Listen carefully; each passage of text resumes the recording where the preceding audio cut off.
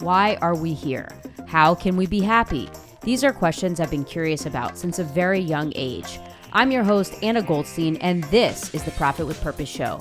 I believe we have the answers within us, but somewhere along the way, we stop trusting ourselves. I'm interviewing top entrepreneurs, healers, and change makers about mindfulness strategies and practical tools to help you carve your path. Join me as you reconnect with your heart and live courageously so that we make the world a better place. What's up, Purpose Seekers? This is episode number 169.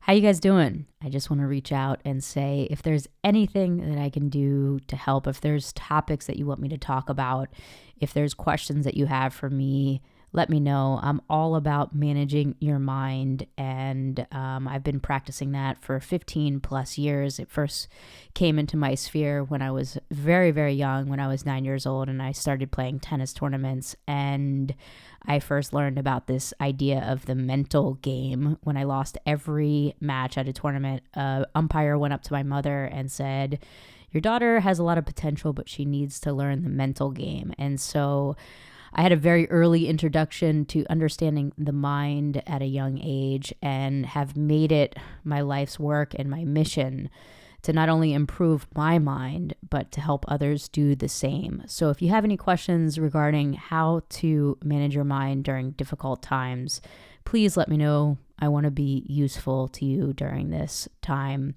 of uncertainty and unfamiliarity. So I want to talk about that. Is that there's a difference between the mind and the brain.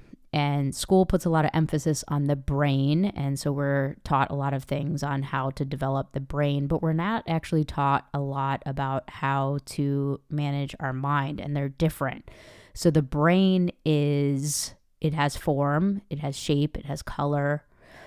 You could see it.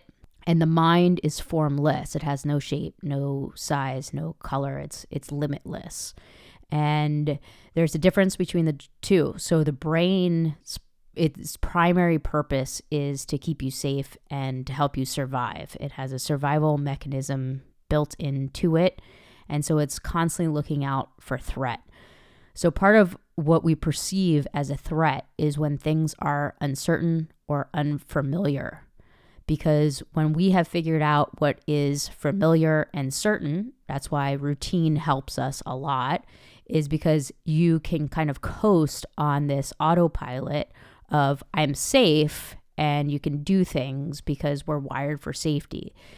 And when there's a threat to a disruption in the routine of your normal day-to-day and things are uncertain, it's natural to feel fear. And fear has a very useful purpose because it's like, hey, wake up, pay attention. And some of that is very good and very helpful. Like, you should be paying attention right now. You should be taking care of yourself, staying home, boosting your immune system. There are very good qualities to fear. And there are also unhelpful qualities to fear, where fear has a tendency to exaggerate. So it can put us into more of like a panic state if you are thinking about the future and what could go wrong, or you're reflecting on the past and what you should have done, and it takes you away from the present moment. And we get caught up in what is so-called a story in your head.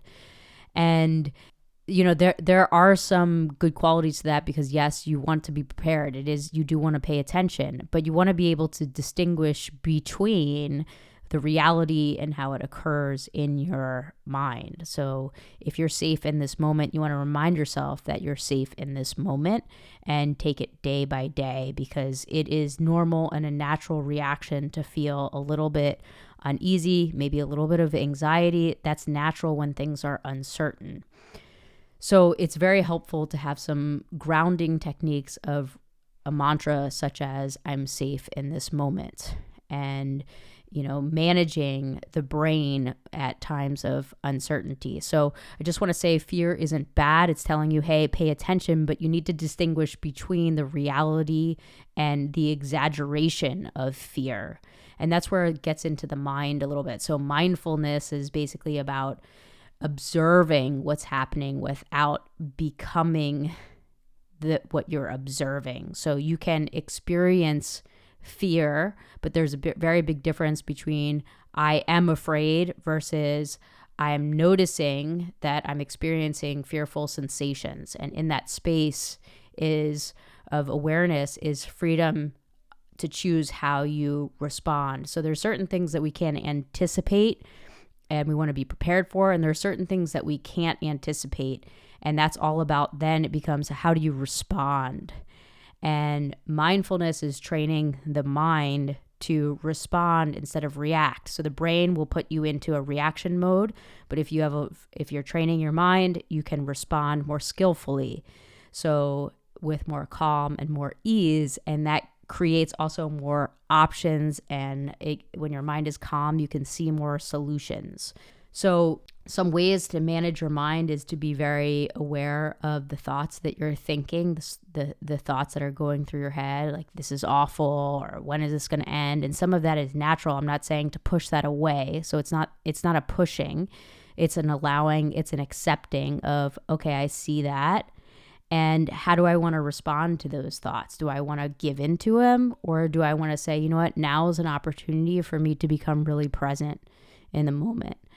Or do you want to say, you know what, I'm grateful for things that I probably took advantage of before, like toilet paper, or just going out and going to the store, or connecting with friends, and having a mind of gratitude. So I want to offer you the opportunity to consider, what kind of mind do you want to bring to your circumstances right now? We're all in this together. Everybody's situation is a little bit different. We're actually all always navigating uncharted waters, except we don't normally see it that way. And there's times that are more high intensity, and now happens to be one of them. But it's a great opportunity to train your mind in becoming more, I want to say, holding the reins of your mind and paying attention to not just let your thoughts go down the rabbit hole, although they might go there, but being able to say, okay, isn't that interesting? Look how I just took a dive down the rabbit hole. But you know what? I'm going to come up and I'm going to say a statement of gratitude. You know, I'm glad to be alive. Keep coming back to the basics and the fundamentals. So, you know, it's natural to have pain in life. It's natural to have struggle. There's nothing wrong with it. In fact, it's most of the time that's where people grow the most, through challenges, through difficulties, through pain. Anyone that's achieved anything great has learned how to move through it gracefully and use it as an opportunity to grow. Right. So I've shared this on my podcast before, but I'll just share a quick reminder of the butterfly story of the butterfly needs struggle to grow its wings so that it can fly. And a boy saw the butterfly struggling when it was trying to get out of the cocoon, and he cut the bottom of the cocoon because he didn't want the butterfly to struggle. And then because it didn't have the struggle to grow its strength, it couldn't fly. So we need a certain amount of pain for growth.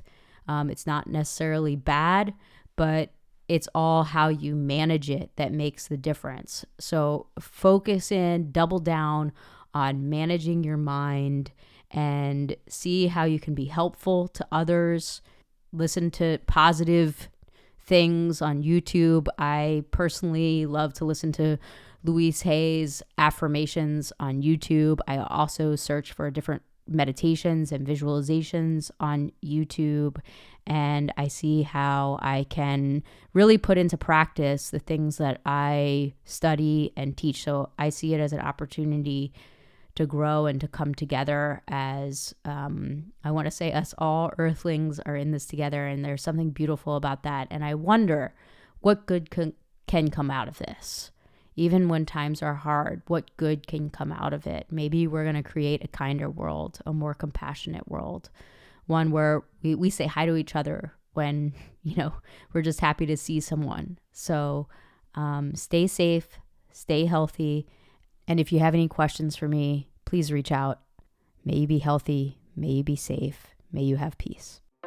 If you like this podcast, please share it with your friends and family, and write a review. It keeps this podcast going. Questions? Email me at info@annagoldstein.com. Remember to carve your path and be kind to someone today.